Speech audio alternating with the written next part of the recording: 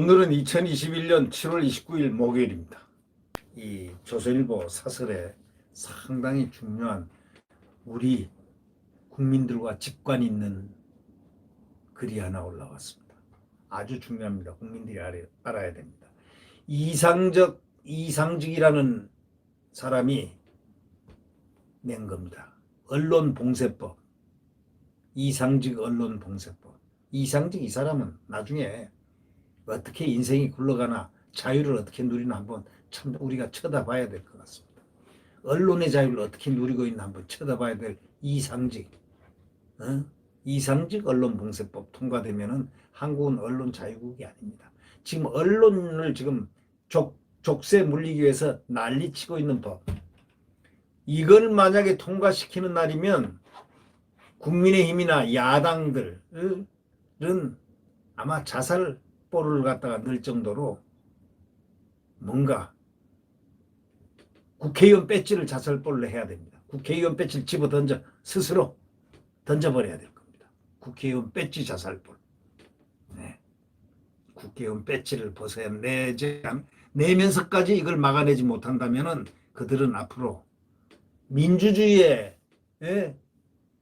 자유라는 이런 부분, 언론 자유라는 부분을 지킬 수 있는 의지가 없었던 자들로 아마 이름이 오를지도 모릅니다. 지금 이준석 까불락까불락거리고 있지만 이 언론 자유 봉쇄하는 이 이상직 언론 봉쇄법을 만약에 막지를 못한다면은 이준석은 바로 그만둬야 돼.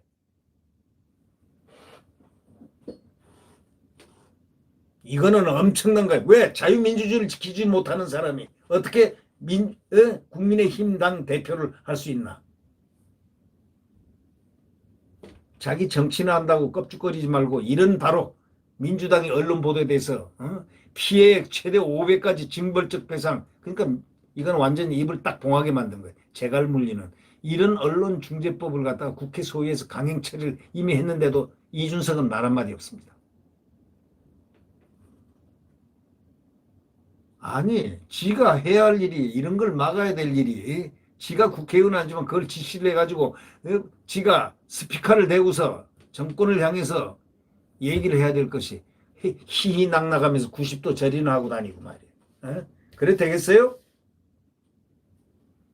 이걸 막지 못하면 이준석은 물러나야 된다 이런 얘기입니다.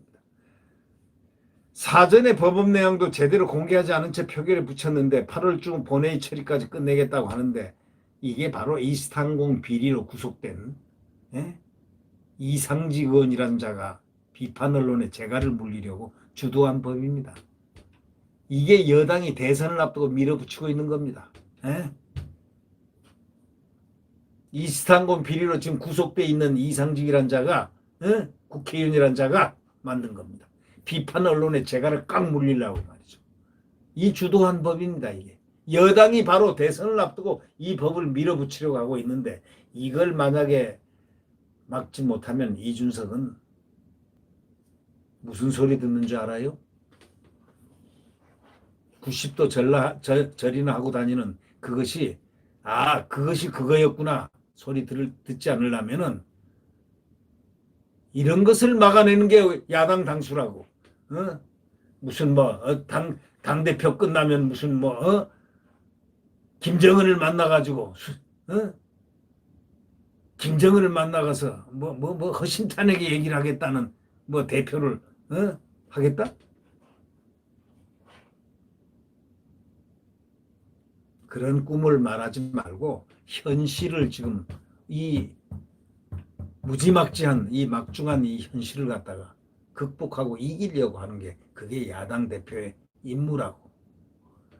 엉뚱한 지금 꿈이나 꾸고 말이죠. 엉뚱한 일이나 하려고 하지 말고 그런 꿈 꾸지 말고 지금 현실이 닥친 지금 이 언론 탄압법 이게 언론 봉쇄법이죠. 봉쇄법.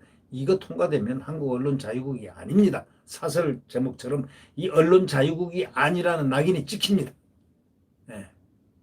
이거는 국민 생활하고 직접 관계가 없는 것처럼 보이지만 직접 관계가 있습니다. 국민의 표현의 자유를 지금 억압하는 겁니다. 허위 조작 보도의 기준부터 애매하고 권력과 정부에 대해서 반드시 필요한 비판 보도까지 징벌적 손해배상을 남발할 수 있는 겁니다. 자, 국회의원, 고위공직자, 대기업은 악의적 보도에 한해서 청구할 수 있다고 했지만 악의를 판단할 잣대도 불분명합니다. 이 완전히 웃기는 이 언론 징벌법입니다. 피해를 갖다가 어떻게 하냐면 언론사가 매출액의 최소 10,000분지 1에서 최대 1,000분지 1까지로 정해놓은 겁니다. 그러면 그 기업체 예를 들면 조선일보 같은 경우에 그 전체 매출액의 1,000분지 1까지 징벌적 손해배상을 할 수 있다. 그러니까 언론사를 죽여버리겠다는 겁니다. 이 언론사로서 어떻게 언론을 할 수 있습니까? 감당할 수 없죠. 네. 언론의 입을 갖다 꽉 재갈을 물리는 겁니다. 이 법은 뉴스 차단도 청구할 수 있겠습니다. 뉴스 그만해라. 그 뉴스 그만해라. 차단할 수도 있다.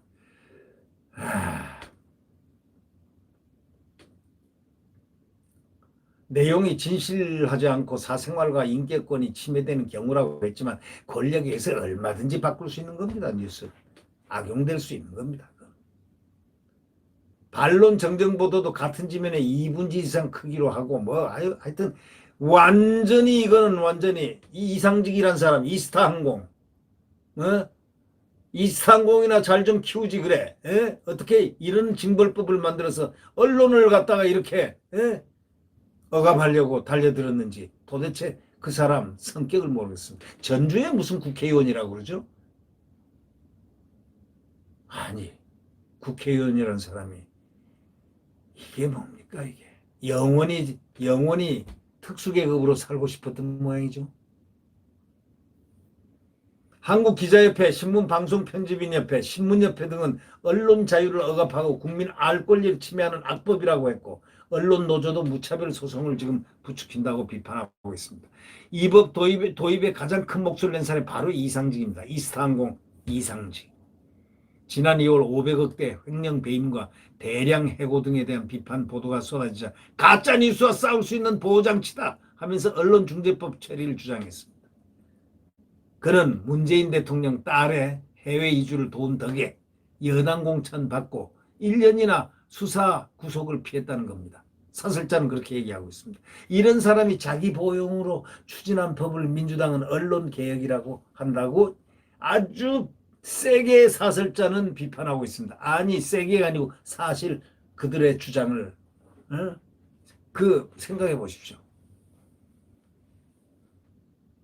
이런 사람이 자기 보호용으로 추진한 그 법을 갖다가 민주당이 언론개혁이라고 하고 있으니 언론이 보기에는 참 재밌을 거 아닙니까? 아니 재미라기보다 너무나 기가 막혀서 재밌다는 거죠.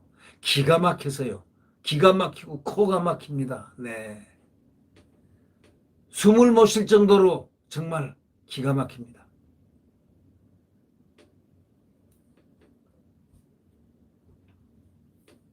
그리고요, 또 한 가지 재미나는 거 있어요. 민주당은 또 좋아요 인기 투표로 정부 광고를 나눠주는 미디어 바우처법도 처리할 것이랍니다. 도대체 희한한 법이 다 나오고 있습니다. 정권의 우호적인 언론, 비판적인 언론 편을 딱 갈라가지고 내 편에는 정부 광고를 다 몰아주고 아닌 편은 안 준다 이겁니다. 징벌적 배상의 대상으로 삼았던 유튜버와 1인 미디어는 손도 지금 안 대고 못 대고 있죠. 왜? 거기까지 손댔다는 징벌적 배상 손댔다는 미국이 관여돼 있거든. 미국 그 회사 아닙니까? 유튜버가. 그나마 그래서 자유롭게 저 유튜버가 말할 수 있는 겁니다. 유튜버하고 1인 미디어는 손 못 대는 이유가 있습니다. 이거는 대한민국 것이 아니기 때문이죠. 예. 그래서 그나마 자유로운 거 아닙니까? 그것도 지금 구속 많이 받고 있습니다. 예. 그것도 많은 구속력이 있습니다. 네. 입법조사처는 징벌적 손해배상과 기사 차단 등을 법으로 규정한 사례가 없다 하면서 국회 입법조사처 그 실무들 하는 분들 입법조사처가 분명히 얘기했습니다. 이런 규정을 하면 안 된다. 그랬는데도 이 언론봉쇄법이 통과되면 한국은 더 이상 언론 자유라고 할 수 있습니까? 없습니까? 없습니다.